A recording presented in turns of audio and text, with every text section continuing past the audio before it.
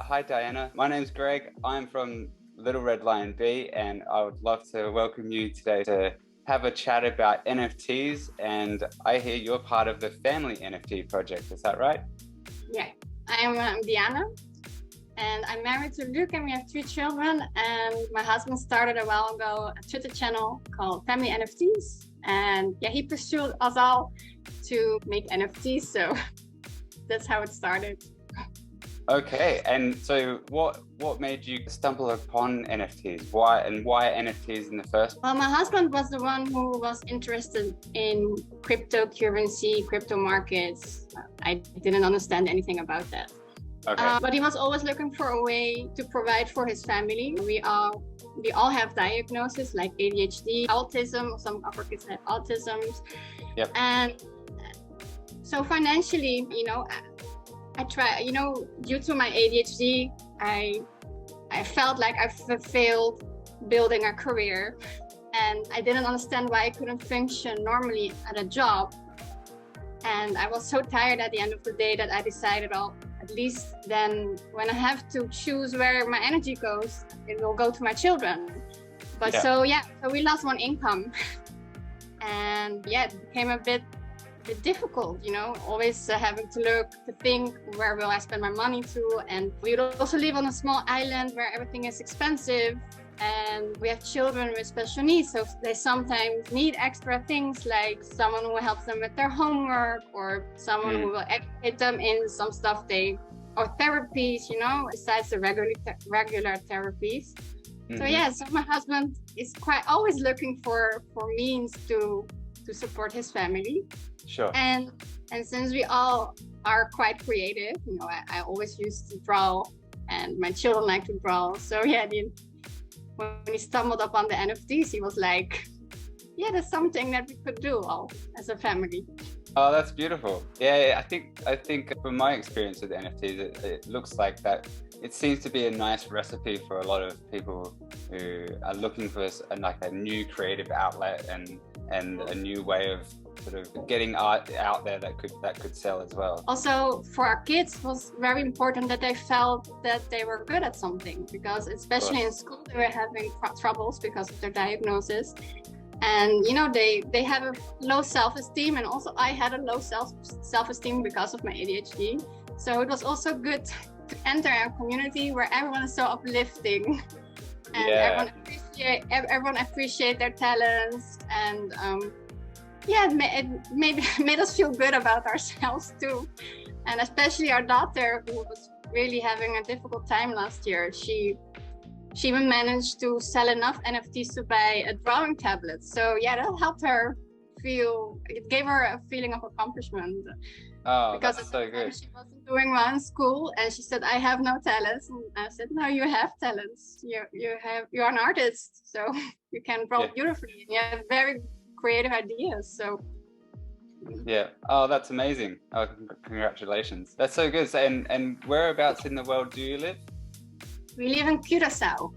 It's a small island in front of the coast of Venezuela, next to Aruba and Bonaire. And yeah, it used to be part of the Dutch Antilles. I don't know if you pronounce it right. Yeah. And yeah, so there are many Dutch people here, but also many people of Curaçao who go to the Netherlands, since we all have Dutch nationality. Oh, so it's free to live there, is it?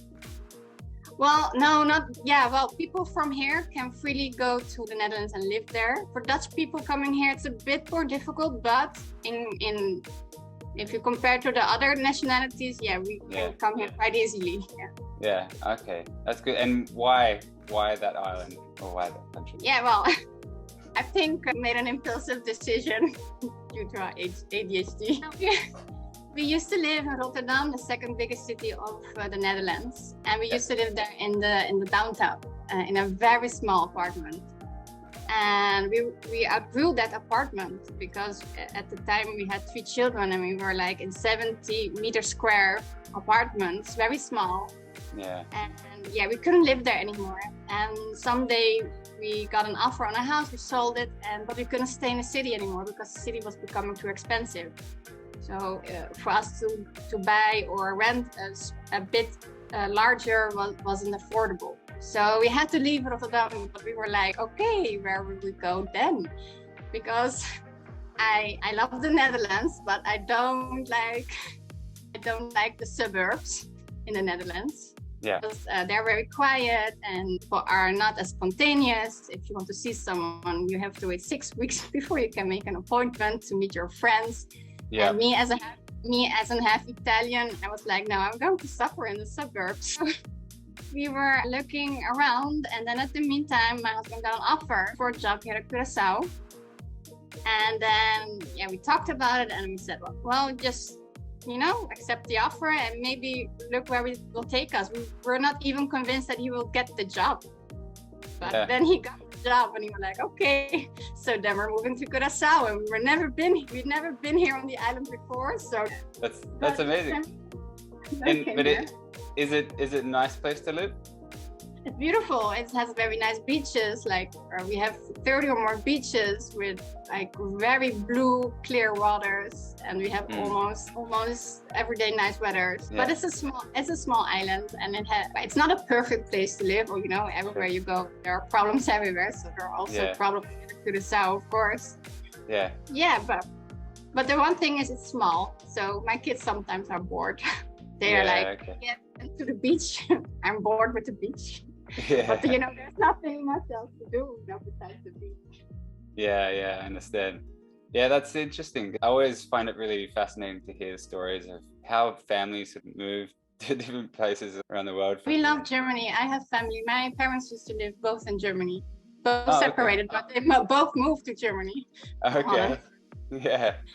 I guess I should ask a few more questions about the NFT stuff. So walk me through what your process is in terms of the marketing strategy when you started this project. Like, how did you start getting yourself out there, and what was that whole process like for you guys? Well, my husband is the genius behind Twitter, because I am on social media not that very outgoing, but he found a community very quickly, and we started befriending them, following them, talking to them, and that's how the community grew. So, and then he did, since he is a software engineer, so he's good with code, he did some things to automate some posts, to bring some drawings under attention. But he really likes engaging. I guess the biggest secret in our following is him engaging a lot with fellow NFT artists. Sometimes I join as well when I think, no, you should post this too, or you should do this, and so he gave me also the access to Twitter accounts. Sometimes I'll post as well. But yeah, he does actually everything, and yeah, he really enjoys the community. And so there wasn't a big plan or marketing strategy. It was like, being engaged and helping other artists, mentioning other artists, talking to other artists. That is what actually made the Twitter following grow. And are you active on Spaces as well? No. We had one interview on Spaces like a while ago, but about the Looney Looper collection. But no, he's not that he's outgoing behind the scenes, Yeah, no Spaces. We haven't explored all the options yet. Maybe it will. And any other channels that you focus on social media? Is just Twitter? No, we tried a bit of doing Instagram, and we tried a bit using Facebook, but especially Facebook, my husband found that there was a quite negative. He found the NFT communities on Facebook not very safe, very negative. Many are just complaining about why don't I have any sales, and he found at the end that Twitter was more positive, more cozy, more his thing. So that's why he just focused on Twitter, and then he let everything else go. Fair enough. Yeah, okay, that's good. Interesting. And what was the brief, so to speak, when you got your kids involved in the art? Well, my daughter likes to draw, so we decided one day to put her drawing online, and so she got motivated, and my daughter started drawing herself this classy teen collection. And about my son, My son he likes to draw a lot of cartoons, and one day when I had contracted COVID and I was ill in bed, he showed me some drawings which were really funny, and I really could relate. And then he asked me, "Could you digitalize this, Mom?" And since I had nothing to do at the time, I decided, well, yeah, it seems nice to make a digital version of your drawings. So I did, and he was like very happy, and he made many more drawings, and they were very funny. And you know, when I was drawing his drawings, I really felt this is about Luca. You know, so I made a whole, you know, in my mind, it was all about Luca and his adventures. So after a while, my husband said, you know, you should make an avatar collection about Luca.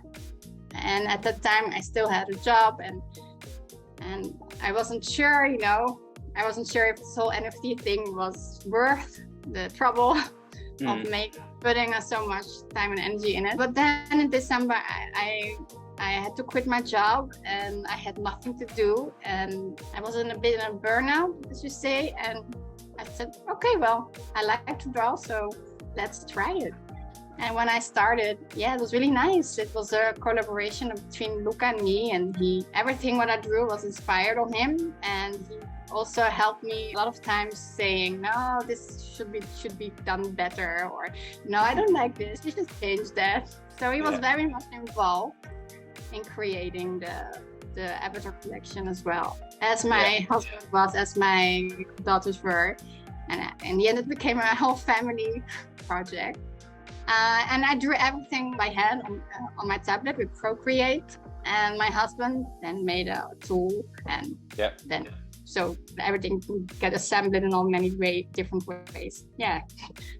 Okay, so you have a generative art engine to create some of the work, is that right? Yeah, but I drew everything by hand. And then my husband said, well, I can build something, an engine, as you said, and then we can combine those traits. So I drew like, how many traits did I do? Like I drew 500 traits. Wow. And then he put them all in, and I sent it to them in as a PNG file, and then he put them all in this engine, and then poof, and there was this collection.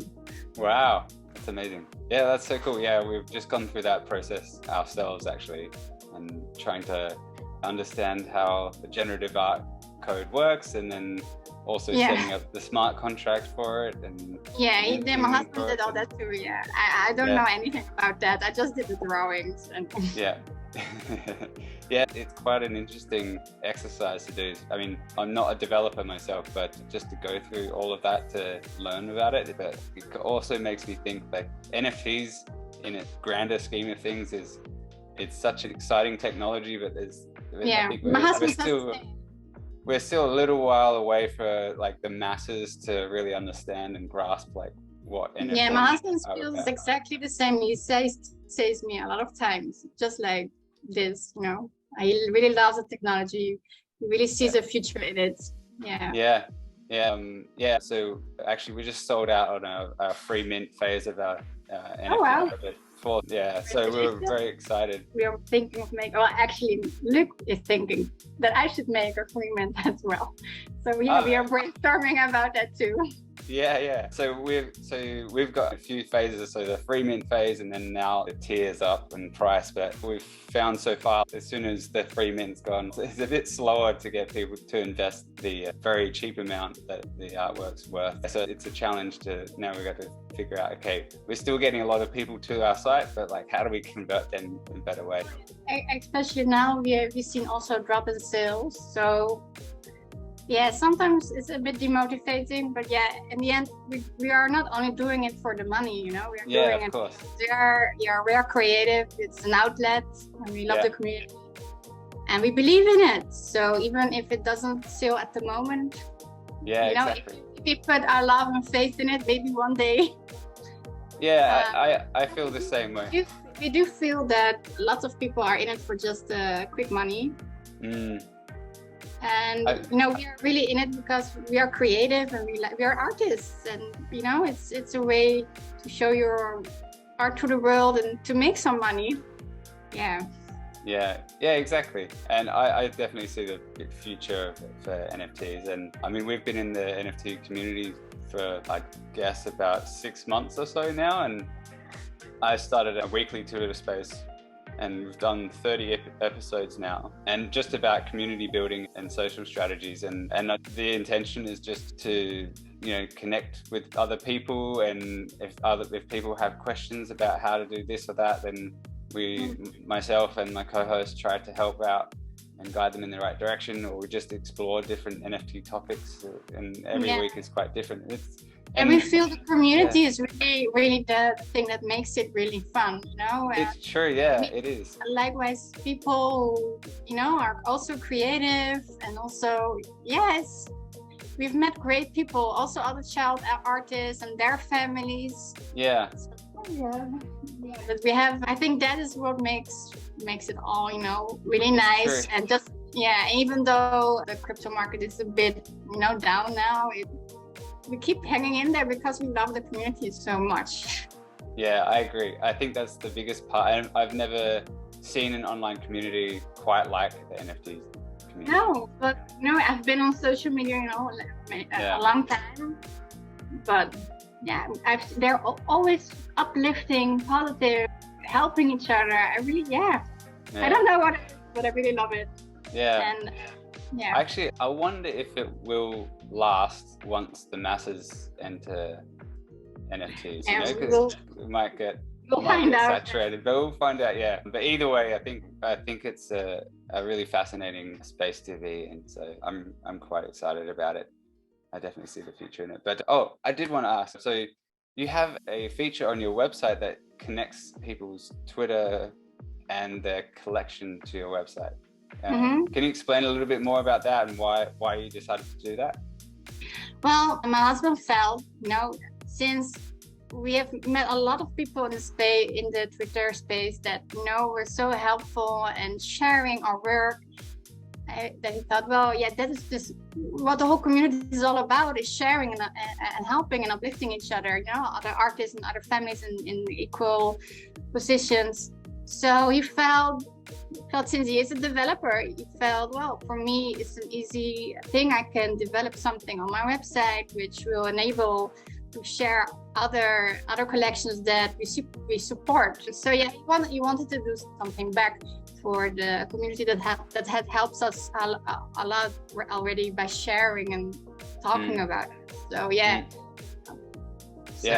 I saw that was a brilliant idea, very, very clever, and something I hadn't seen before. But I mean, for myself, I don't have such a tool to install on the website, but we are actually doing like I guess what we're calling like a family honors type page, where we'd at least promote the people who have invested or found support towards our project. So so we're sort of doing it that way. But I thought I was really inspired by seeing what you guys were doing with that. That's really cool.